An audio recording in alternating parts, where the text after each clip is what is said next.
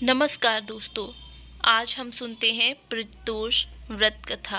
प्राचीन काल में एक पुजारी हुआ करता था। उस पुजारी की मृत्यु के बाद उसकी विधवा पत्नी अपने भरण पोषण के लिए पुत्र को साथ लेकर भीख मांगने निकल जाती।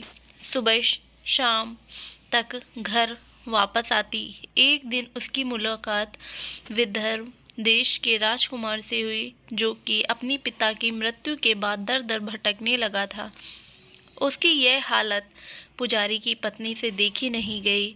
वह उस राजकुमार को अपने साथ ले आई और पुत्र जैसा रखने लगी।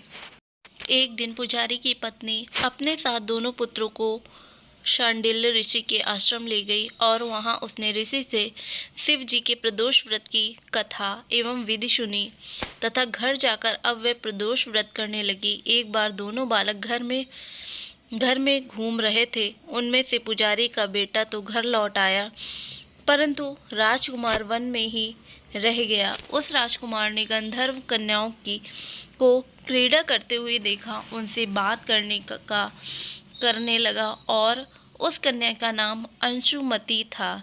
उस दिन वह राजकुमार घर देर से लौटा। दूसरे दिन फिर वह उसी जगह पहुंचा जहां अंशुमति अपने माता पिता से बात कर रही थी। तभी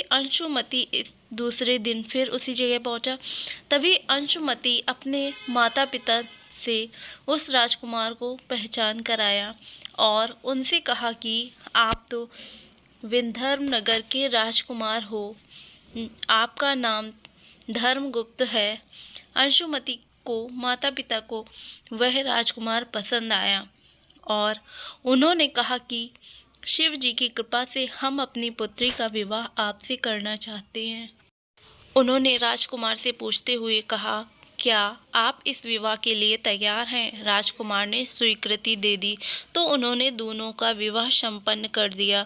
बाद में राजकुमार ने गंधर्व के विशाल सेना के साथ विदर्भ पर हमला किया और घमासान युद्ध कर विजय की प्राप्ति हुई तथा पत्नी के साथ राज्य करने लगा। वहां उस महल में वह पुजारी की पत्नी और पुत्र को आदर के साथ अपने साथ रखने लगा।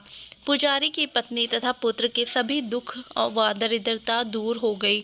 वे सुख से अपना जीवन व्यतीत करने लगे। एक दिन अंशुमति ने राजकुमार से इन सभी बातों के पीछे का कारण पूछा और रहस्य पूछा तथा राजकुमार ने अपनी अंशुमति को अपने जीवन की पूरी कहानी बताई और साथ ही प्रदोष व्रत के महत्व को भी बताया।